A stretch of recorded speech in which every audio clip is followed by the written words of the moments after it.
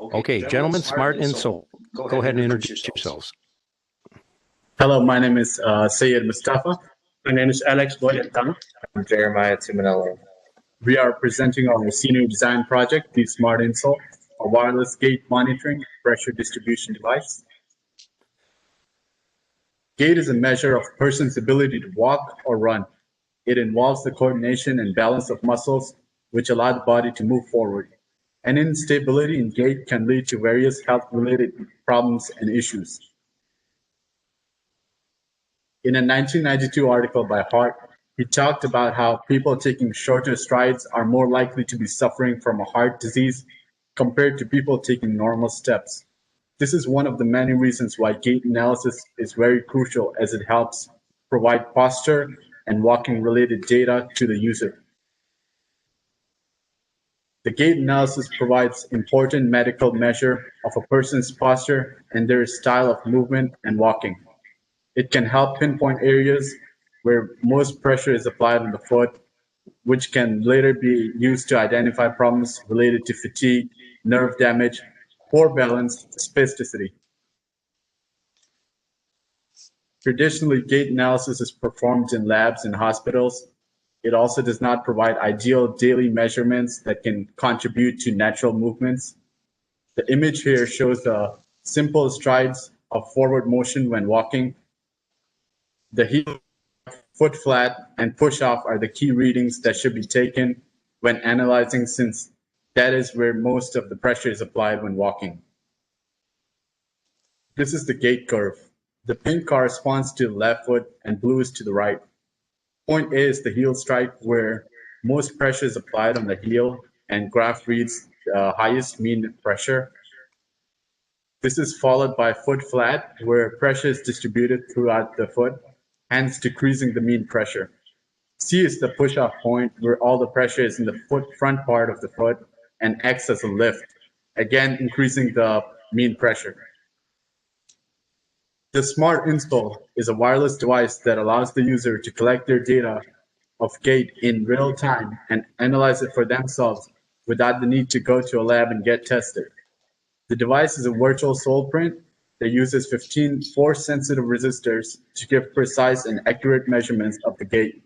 It also provides pressure distribution map that shows exact points where pressure is being applied on the foot.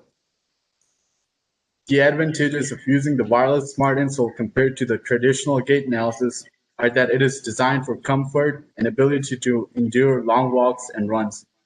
It sends data straight to the application and displays full pressure mapping.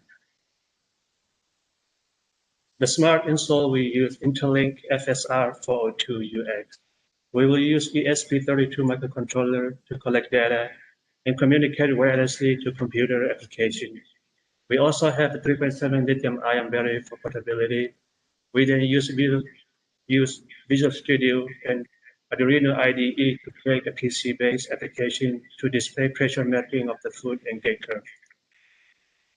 There are two different types of force sensing technologies. Sham mode are force-sensitive resistor, and throw mode are force-sensitive capacitive. We're using sham mode force-sensitive resistors as they are easier to implement and can calculate the force using voltage divider. Sham mode force sensing resistor are polymer thick film device consisting of two membranes separated by a thin air gap. One membrane has two sets of interdigitated traces that are electronically isolated from one another, while the other membrane is coated with a special textured resistive tape. FSRs are a form of variable resistors that change resistance as force is applied. When no pressure is being applied into the FSR, the resistance is larger than 1 megaohm. The harder you press on the sensor head, the lower the resistance between the two terminal drops. By combining FSR with a static resistor to create a voltage divider, we can read a variable voltage across the FSR using microcontroller analog to digital converter, which can then be converted into force. FSR contain conductive polymer film that include micrometer size and electrically conductive particles that are arranged in a matrix. As force is applied on the surface on the film, micro-sized particle touch sensor electrode, which then change the resistance of the film. So from the FSR 402 data sheet, we were able to find the graph on the left, which is the force versus resistance relationship for the sensor. Taking this graph, we were able to copy the data points to form our own curve. Our circuit of 15 FSR sensors was constructed in MATLAB. Since there is no model for FSR sensors in MATLAB, we used variable resistors and loaded in the force versus resistance curve to mimic an FSR sensor. As the resistance changes with a force range of 0 to 10,000 grams, we set the simulation time to run for 10,000 seconds. Thus, we were able to get an output curve of the simulation time versus resistance, where we could treat each time data point as a data point of force. The picture on the left is also from the FSR 402 datasheet. Each colored line represents different resistor values to be placed in parallel with FSR sensor for the voltage divider circuit. The FSR circuit can be constructed in various ways that output different behavior. The chart on the right is our MATLAB simulated force versus voltage curve. Like the previous slide, the simulation time can be treated as force. We decided to choose a 3.3 kilo ohm resistor since it provided an output that was more linear without consuming too much power. At the time, we had not decided which microcontroller we'd be using for the project. Some microcontrollers operate at 5 volts while others at 3.3 volts. Therefore, the simulation was done with 5 volt and 3.3 volt power sources to simulate the force versus voltage curve for any microcontroller. The data from this graph was then exported from MATLAB to Excel. In Excel, we converted the force in grams to newtons. We also switched the axes so that the equation for the curve could be found for force. Using regression techniques, a fifth-order polynomial equation was derived. This equation was then put into the code to read the output voltage and convert force in newtons. This strategy was helpful as we were not only able to simulate our circuit on MATLAB, but we were also able to hook up a potentiometer and run our code to resemble an FSR sensor. We were able to test our circuit and code before even ordering any FSR sensors. After testing the code, we decided to order 3 FSR sensors to use for a prototype. The sensors were taped to an old shoe insole, and the connecting pins were soldered with wires to our microcontroller on a PCB prototype board. Using a long USB cable, we were able to run a wired test of the force output. After completing our walking test, we were able to see the force of each individual sensor shown in the graph on the left. Sensor 1 is the heel, shown in blue. Sensor 2 is the upper left sensor near the toes in red. And sensor 3 is placed near the big toe, shown in green. Taking the mean force of these sensors gives us the graph on the right, also known as the gait curve. Further analyzing this gait curve, we can see the main phases of the gait cycle, including the heel strike, flat foot, mid stance, push off, and the foot leaving the ground. Analyzing these curves can provide insight on various medical diagnoses. For example, if a person using Smart Insole has knee pain and notices the initial impact force on the heel is significantly greater than the push-off force, they may be able to conclude that they are taking too large of strides. However, 3 sensors does not provide enough data for accurate analysis. We decided to design an insole with 15 sensors on each foot to cover a larger area of the foot. The microcontrollers only have a few analog ports to receive data. Therefore, we implemented a 16-channel multiplexer which converts 15 FSR analog outputs to only 1 analog output and 4 digital outputs. This is our circuit design. The resistors on the left represent the FSRs. One side of the force-sensitive resistor is connected to the VCC, while the other side is connected to the channels of the MUX. The 3.3 kilo ohms resistor allows the circuit to act as a voltage divider. This way we can take the readings of the voltage drop across each FSR as the resistance changes. The 4 outputs on the MUX are connected to the digital pins of the microcontroller. The schematic of the multiplexer outlines the connection of all 15 FSRs to the 15 channels. The data is programmed sequentially to be received alternatively between each FSR with a 1 millisecond delay. This also shows the truth table of the multiplexer. So for example, if S0 and S1 are high and S2 through E are low, that would result in channel 3 to be on, and hence you get the data that is on the FSR, which is connected to channel 3. So we created our own flexible PCB using PET film and copper traces. First, we make the shape of the insole in Fusion 360, then place a 3D model of the FSR into the desired position. We then draw 16 copper traces at 1.2 millimeter wide. 15 of the copper traces are for the 15 FSR output and 1 for V-in, which is connected to each FSR. After drawing all the copper traces, we then convert the drawing to a 2D plan and export the file into a PDF so that the trace can be cut using a plotter machine. So we have a PET film on the bottom. We then place adhesive copper sheet onto the PET film and put it into a plotter machine. Using GraphTech plotter, the copper traces and the shape of the insole were cut out.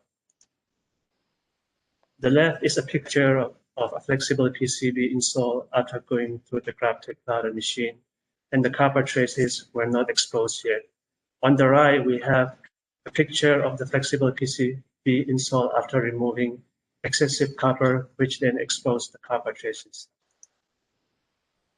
After printing the first copper traces, we noticed there were some wrinkles on the traces, which caused to have a bad electrical connection. To solve this problem, we used calendaring machine to eliminate the wrinkle. We started the calendaring machine at 0 psi. After seeing some improvement on the wrinkle, we then increased calendaring machine to 5 psi and then to 10 psi. After 10 psi, the calendaring machines started to rip the copper traces, so we stopped the calendaring machine at 10 psi. So on the left, we have a copper trace before going through the calendaring machine, and there are a lot of wrinkles and air being trapped. On the right, we have a copper trace that go through the calendaring machine. As we can see, the trace are a lot more smoother and no air trap. This is an image of the sole print after installing all the 15 sensors. We had to slightly glue the FSRs so that they can stay in place. We soldered the 2 pins of the FSR to the corresponding copper traces.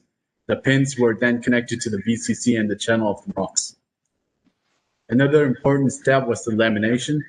We noticed that when initially using the sole imprint, it would damage the copper traces when they would bend or curve. The second thing was the copper trace would oxidize and start to become a poor conductor if it was left out for more than a couple of days. A solution to this problem was laminating the print. This protects the copper tracing as well as the FSRs and gives a more rigid base. This is the process of lamination of Smart Insole. Gives a nice smooth look. These are the finished insoles. So after printing our insoles, we were given the opportunity to use a Mark 10 force gauge to more accurately read the force data, rather than our estimated equation from the MATLAB simulation as discussed earlier. According to Interlink's datasheet, the sensing range of the FSR 402UX sensor is from 0.5 to 150 newtons. Therefore, we set the force gauge to apply force from 0 to 150 newtons in 8-second intervals. The data was then stored in the microcontroller and copied to an Excel sheet to generate an equation. As shown in the graph, the gauge put force on the FSR from 10 to 150 in intervals of 10. Taking the peak values from the force, flipping the axes, we created a new graph. From this, we retrieved the 4th order polynomial equation for the force shown above. In our circuit design, 3 ESP32 microcontrollers were used. one for each right and left insole, and one was for the master server that is plugged into the computer for Visual Studio application. The left and right microcontroller wirelessly transmit data to the server using Wi-Fi. The main server performs the calculation for pressure after receiving the data. This is our physical circuit build. As you can see, there's a multiplexer, MPU 650, IMU, ESP32, 3.7 volt battery, battery charger, and an on and off switch. Our circuit, and we designed 3D model for the case using Fusion 360. After making sure that all the appropriate parts are cut out, we then printed the casing using 3D printer. Here we have a finished product of the casing and everything being put together. This is the final product. Here we have the right insole connected to the circuit inside the casing.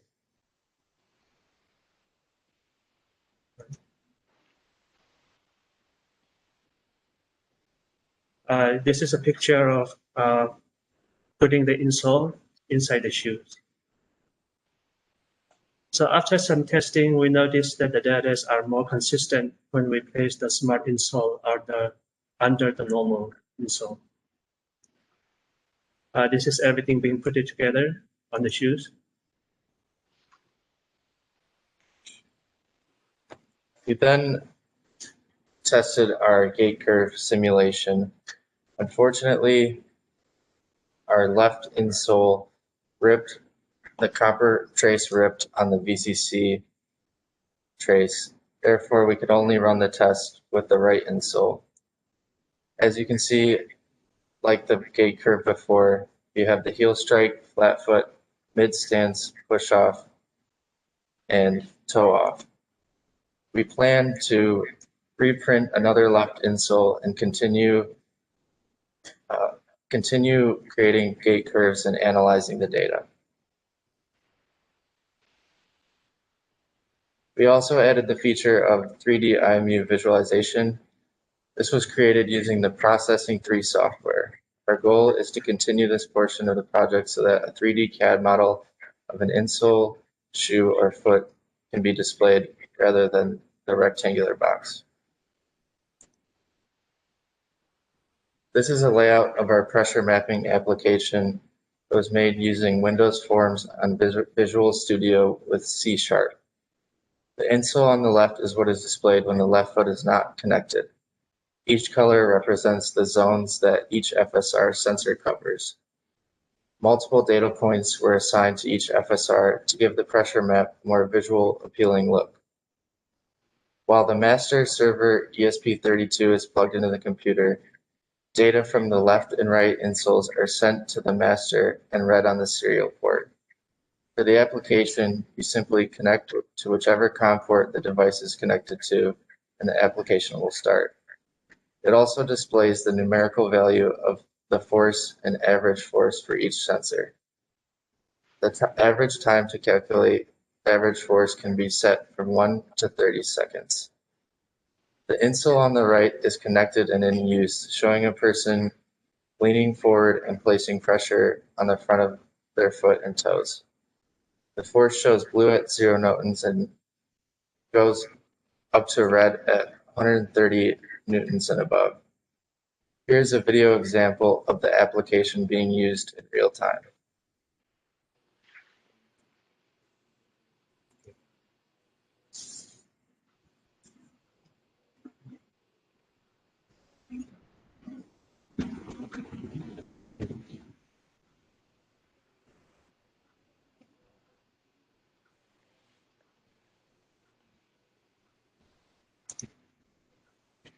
Our hardware specifications were met. It is Wi-Fi compatible, wireless. It works with computer applications and provides real-time pressure mapping and gait curve, cost-effective production, and currently we're working on 3D IMU motions and further gait analysis. Future recommendations include developing a smartphone app for easier access and travels, advanced Wi-Fi connections for backup and cloud storage to view past data and pressure readings, PCB design can reduce the dimensions of the casing and circuit. Instead of using copper trace and using screen printing for the traces that can further improve the insole. And of course, adding the IMU sensors for 3D motion. And we'd like to thank Dr. Atashkar for giving us the opportunity to do this project and providing us with numerous resources to help us and make the project better along the way. We'd also like to thank Dr. Johnson for being patient with us and helping us make the right decision on which project to choose. We'd like to thank Tony Hansen for mentoring us throughout the project and helping us along the way. And we'd like to thank Matt and Dinesh for helping us use the calendaring machine. Thank you for listening to our presentation. Is there any questions? Okay, questions?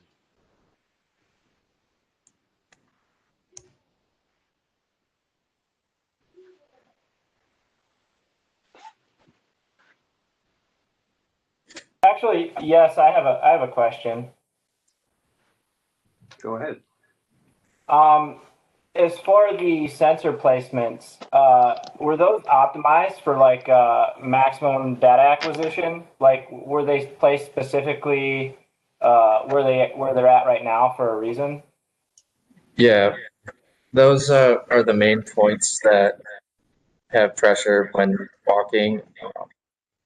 We didn't feel the need to add one on the arch as it would be such a low reading that it wouldn't really pop up. What about for the people that are flat-footed? Yeah, that's a good it's a good question. We probably should think about adding another sensor there just for that reason alone. One of the reasons we couldn't add was because of our traces that passed through that way. And we didn't want to interlink the traces with the sensor. And yeah, that would be a good point. We would look forward in that. But initially, we thought about using a PCB design where it would have been possible to do that. But with this copper trace, really the traces were in the way to put the sensor. Yeah, that makes sense. Thank you. You answered my question perfectly. Good job, guys. Thanks, Thank you. Patrick.